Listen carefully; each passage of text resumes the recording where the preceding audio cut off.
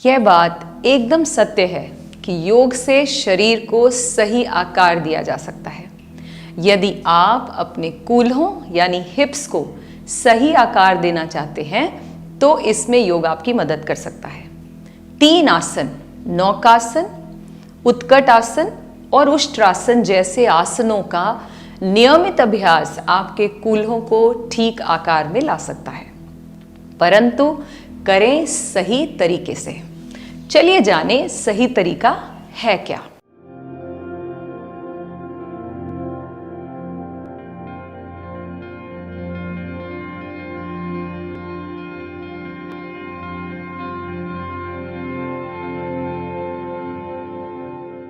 नमस्कार, हम योग चैनल पर आने के लिए आप सबका आभार। आप सबको परमात्मा अच्छी हेल्थ दे, ऐसी कामना करते हुए चलिए स्टार्ट करें आज की बात। कूल्हों को सही आकार में लाने का प्रयत्न महिलाएं इसलिए करती हैं ताकि वे हर तरह की ड्रेस पहन सके और नाइस दिख सके, कोई भी कपड़ा उन पर अजीब ना लगे। कूल्हों को आकार में लाने के लिए योग बहुत उपयोगी साबित हो सकता है यदि नियमित रूप से, आई रिपीट, नियमित रूप से आसनों का अभ्यास किया जाए तो जल्द ही आपके कूल्हे यानी हिप्स शेप में आने लगेंगे। इन्हें शेप में लाने के लिए किए जाने वाले आसन भी बेहद आसान होते हैं। आइए जानते हैं कि किन आसनों को करने से आप अपने हिप्स को सही शेप दे सकती हैं। उत्कट आसन is the first asana which we are going to perform. सुनिए पहले इसके बारे में और फिर परफॉर्म कैसे करना है ये मैं बताऊंगी। उत्कट आसन को हम चेयर पोज के नाम से भी जानते हैं। कूल्हों को सही आकार में लाने के लिए उत्कट आसन बहुत ही बेनिफिशियल है। आसन के दौरान शरीर का वजन, विशेषकर पूरा वेट जो आपका है वो आपके पैरों पर, आपके हिप्स पर और आपके थाई मसल्स पर लगता है।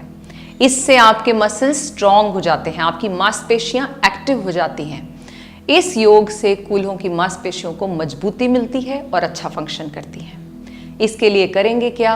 अपने मैट पर सीधे खड़े हो जाएं। आपको बनानी है एक चेयर जैसी पोजीशन।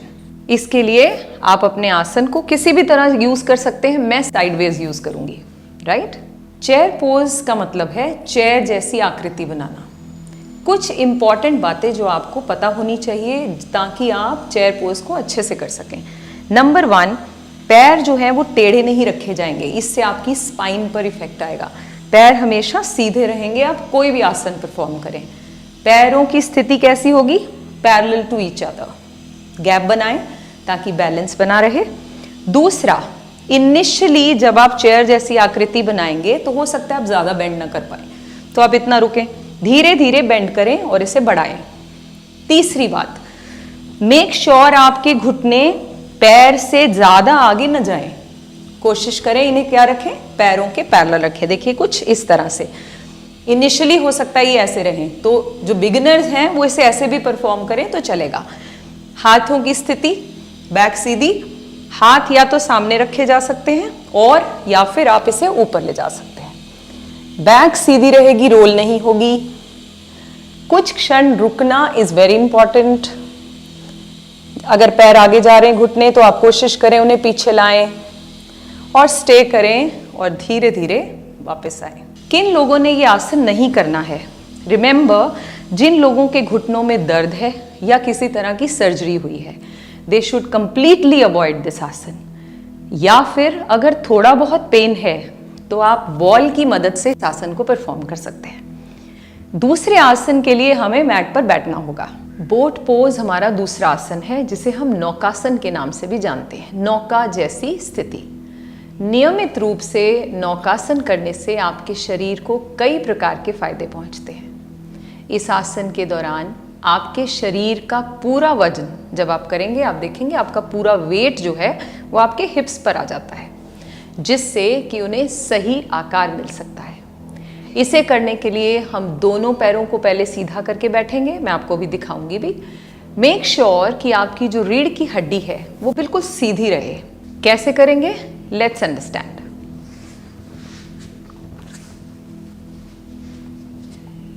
इस तरह से बैठ गए। मैंने कहा रीढ़ की हड्डी एकदम सीधी, लेग स्ट्रेट, और पैरों को ढीला नहीं छोड़ेंगे। एक इम्पॉर्टेंट बात जो मैं बाकी सब लोगों को कहती हूँ और समझाती हूँ वो ये देखिए ज़रा, जब हम ढीला छोड़ते हैं तो हमारी स्किन जो है वो इस तरह से लटक जाती है और बहुत सारे लोगों ने देखा होगा उनके यहाँ बल्जिंग है, यहाँ पर इतना सारा आपका जो एक्स्ट्रा फैट है वो लटकता है। कब? जब आप ढीला छोड़ते हैं। मेक इट एक्टिव, अब नहीं करता। सो इट मीन्स आप अपनी बॉडी को जब भी बैठे एक्टिव रखें, इस तरह से नहीं। This is only allowed when you are on the bed. अगर सारा दिन ऐसे रहेंगे तो आपकी बॉडी लटकी रहेगी, टोन्ड नहीं रहेगी, right? So it's an important tip, याद रखें। जब भी बैठे सिट स्मार्ट। अब बैठ गए, दोनों हाथ साइड पर, पहले मेक श्योर किया कि आपकी बैक एकदम सीधी हो गई है। इस पोस्चर में थोड़ी देर रुकने का प्रयास कीजिए, आपके हिप्स ऑटोमेटिकली शेप में आने लगेंगे। नौकासन में हमेशा अपने वीडियोस में दो तरह से बताती हूँ, एक बिगिनर्स के लिए, दूसरा एडवांस और जिसे हम परफेक्ट पोज कहते हैं। बिगिनर्स क्या करेंगे? बेंड करेंगे अपनी नीज को और इस तरह से उठाएंगे। हाथों को छोड़ सकें तो बहुत अच्छा, बैलेंस बनाकर छोड़ दें। ब्रेथ कंट्रोल रखें। यहां पर आप मूल बंद जरूर लगाएं, ना कर पाएं तो पकड़ लें। टो पॉइंट करके रखें, जितना आप रख सकें, एक्टिव रखें, ढीले छोड़कर नहीं। And sit for some time. 5, 4, 3, 2, 1 and relax. आप पाएंगे इससे धीरे धीरे आपकी कोर मसल्स जो हैं वो भी एक्टिव हो जाएंगी और पेट से रिलेटेड बहुत सारी समस्याएं भी ठीक हो जाएंगी। पूर्ण कैसे करेंगे? लेग्स को स्ट्रेट करना है। कैसे? लेग्स को अपने पास फोल्ड करें, make sure your back is erect and lift your legs up. अब आपकी पोजीशन क्या है? बॉडी और लेग्स 45 डिग्री ग्राफ बनना चाहिए। देखिए, बैक रोल नहीं, सीधा। अगर हाथ छोड़ सके बहुत अच्छा, नहीं तो होल्ड कर ले अपनी लेग्स को और बैठे थोड़ी देर के लिए। 1, 2, 3, 4, 5 एंड रिलैक्स। इससे आप पाएंगे, आप जब करेंगे आपकी लेग्स शेक करती हैं। It is fine, perfectly okay. कुछ लोगों को डर लगने लगता है कि ये क्या हो रहा है, शायद कुछ प्रॉब्लम है। नो, आपके जब मसल्स फंक्शन करने लगते हैं तो वो मजबूत होने लगते हैं, तब ये इसके सिम्टम्स हैं। धीरे धीरे जब आपकी प्रैक्टिस बढ़ जाती है ये शेकिंग भी कम हो जाती है। चलिए चले तीसरे आसन की ओर, उष्ट्रासन। उष्ट्रासन में शरीर की आकृति किसी ऊंट के समान बनती है, इसीलिए इसे कैमल पोज भी कहा जाता है। इसे करने से हिप्स में कर्व दिखने लगते हैं, हिप्स के जो कर्व हैं वो बेहतर दिखने लगते हैं। और इसे करने के लिए आप सबसे पहले क्या करेंगे? वज्रासन में बैठेंगे अपने घुटनों के बल। बताएं आपको कैसे? मैं इसे साइडवर्ड परफॉर्म करूंगी ताकि आप इसे अच्छे से जान सकें। नीज बेंड करके वज्रासन में बैठे। अब हम क्या करेंगे? अपनी नीज पर आ जाएंगे, घुटनों पर। मेक श्योर घुटनों में थोड़ा सा फासला हो ताकि आपका बैलेंस बिगड़े नहीं। किसी को सर्वाइकल स्पॉन्डिलाइटिस की प्रॉब्लम है तो उन्होंने कैसे परफॉर्म करना है मैं आपको ये साथ साथ बताऊंगी। अब देखिए, इसके लिए क्या करना है? आपने पैरों को फ्लैट भी रख सकते हैं, पैरों को इस तरह से भी रख सकते हैं। इट डिपेंड्स आपका रीच क्या है। अपने हाथ को, कोई भी hand, may be you start with right hand. मैंने अपने लेफ्ट हैंड को पूरा स्ट्रेच करते हुए पहुंचना है एडी तक। एडी तक पहुंच पाए बहुत अच्छी बात, नहीं पहुंच पाए तो पैर को इस तरह से खड़ा कर लें। इसका मॉडिफाइड वर्जन जो बिगिनर्स के लिए है, जो नहीं पहुंच सकते उनको भी बता दिया जाएगा। अब दूसरे हाथ को कंप्लीट रोटेट करते हुए पीछे पैर तक लेकर जाएंगे इस तरह से। अब जिनको सर्वाइकल स्पॉन्डिलाइटिस है वो नेक ज़्यादा पीछे नहीं करेंगे, वो ऊपर रखेंगे। लेकिन जिनको ऐसी कोई प्रॉब्लम नहीं, वो अपने पेट को आगे पुश करेंगे और हेड डाउन। देखिए कैसे।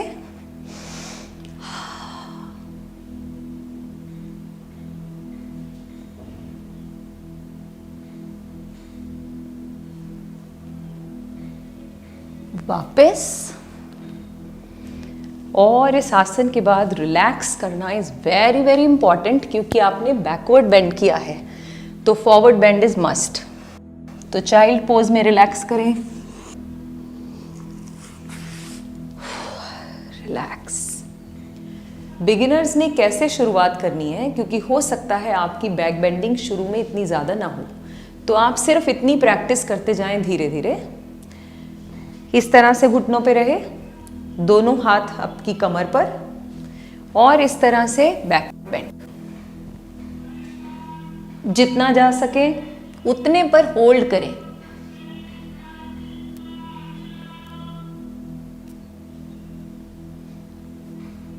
और फिर वापस और अपने इस तरह से वज्रासन में बैठ जाएं। ये आपकी बिगिनिंग पोजीशन रहेगी। फिर धीरे धीरे कोशिश करें एक हाथ को पीछे ले जाने की प्रैक्टिस और फिर दूसरे हाथ को। हम औरतें ईश्वर की एक अनूठी रचना है, क्योंकि हम हैं तो सब हैं, हम नहीं तो कुछ भी नहीं। ये पूरा शरीर उस परमात्मा का गिफ्ट है। इस गिफ्ट को इंटैक्ट रखना, यानी सही फॉर्म में रखना, मेरी नीड ही नहीं, मेरी ड्यूटी भी है। चलिए इस वीडियो को सबके साथ शेयर करके हम सबकी ड्यूटीज़ को निभाने में उनकी भी मदद करते हैं। Take care. धन्यवाद।